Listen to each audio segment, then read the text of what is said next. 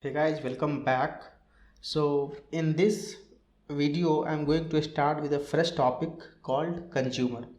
So we have seen that how to write a lambda expressions, how to write a function, and what are the functions we have as a part of Java 8. And here we are going to start with another topic called consumer. So consumer, what happens is, if you look at consumer, is the interface which comes as a part of Java 8. Okay, it presents in the Java util package, same Java util package, and it represents a function which takes one argument and produces the result. So basically again this guy will take one argument and it will produce the result. However, these kind of functions does not return any value. Very important point. So your consumer, whenever you write a consumer, it is not going to give you any return type. Okay, the return type is the void. So this guy present in the Java util functions, and if you look at here the definitions, represents an operation that accept a single input argument and return no result. It will return no result. So this is again your functional interface, right? And this is the type of input you are going to supply to this consumer. Okay, so whatever object you supply in the angle bracket, it will be the input to the consumer, and it has a method called accept method. It will accept that and it will process your data, right? Apart from that, apart from this accept, it also has a method called and then. So you can club multiple consumers, you can club multiple consumers, like consumer 1 dot and then consumer 2 dot and then consumer 3 dot and then so on, right? I will show you through code so that you will understand better. So what I will do is I'll start with the example. I'll start with a simple example so that we will understand better how this consumer works, and how, even though it will not give you any output, how this will help us. So let's start with a first example. Close this all. Now let me write a consumer.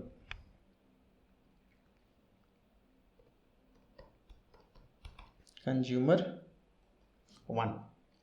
Okay, package name, and create a class called example1, right? So first let me write one consumer. So I'll write one consumer, right? This is the functional interface. It will take input as an integer. Okay, consumer, and what it is going to do is, whatever input it will take A, your output will be A. So basically this consumer will take the argument A and it will just print it. It's a simple consumer, right? I'll write a main method. I'll make this as a static. Okay, let me write list, which will take integer, list, new array list. Got it? Okay, now let's store some data to the list. Dot add 100. Now add some more, 200, and then 300. Now how this consumer will help here? So generally what happens, if I have to iterate to this list, what we do, either we can go for loop, or we can use iterator, or you can write legacy for each loop. But as a part of Java 1.8, if you look at this list, has a method called for each. It has a method called for each, which will take input as a consumer. If you look at here, what input it is taking? It is taking input as a consumer. The consumer is nothing but the consumer which we have designed here, right? So what will happen now? If I will run this program, it will run for the entire record of your list and it will print the data. So basically for your every record, when you call this consumer in the for each, for every record this consumer will get called, okay, and internally it will print the data for your consumer. You can see that. So what you have here, basically you are trying to print the data, which means internally this for each loop, what it will do internally, one by one the data will go to the consumer and it will check for what consumer is trying to do. If consumer is trying to just print the data, it will just print the data, nothing else it will do. So we will see that some more example of the consumer, so that we'll understand better like how this consumer is helpful. Let's see that if I will design one more consumer here, okay, this is nothing but consumer 1 and I will just do multiply, right? Nothing else I am going to do. I am just going to do a multiply and then I will call this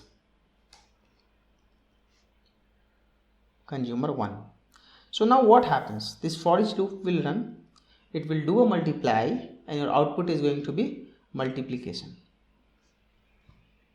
Look at here, clear what output you are getting here. You are getting the output as a 10,000,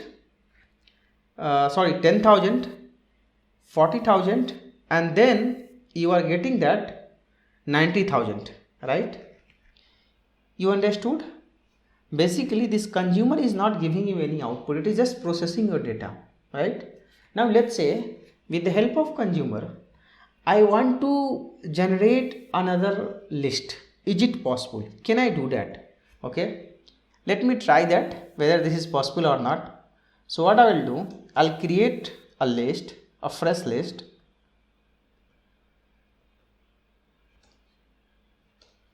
list 1, okay, and then I am going to write one consumer. So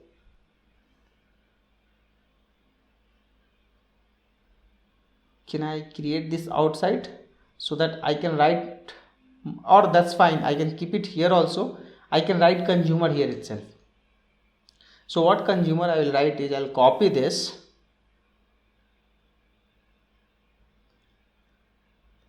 okay, and then I'll write a curly braces. As I told you a lot of time when I was talking about the functions, when there is only one line, you don't need to write, it's optional, but yes, if you want to write you can do that. There is no hard and fast rule, okay. So I'll do list dot add and then I will add this. So now what will happen, through this consumer my new list will get created. Got it? Through this consumer my new list will get created.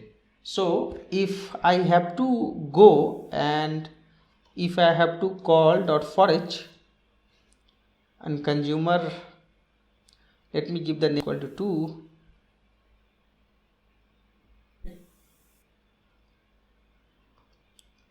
okay, and let me print the second list, list 1. Let us run this. Nice, we can see that we are able to create one fresh list out of what list we had, right?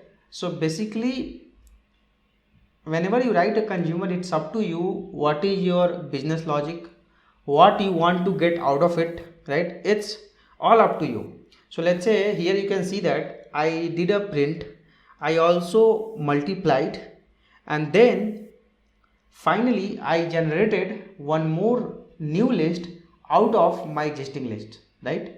With this I'll close the video. In next video I will talk about some more concepts of consumer. Thank you guys, thank you for watching this.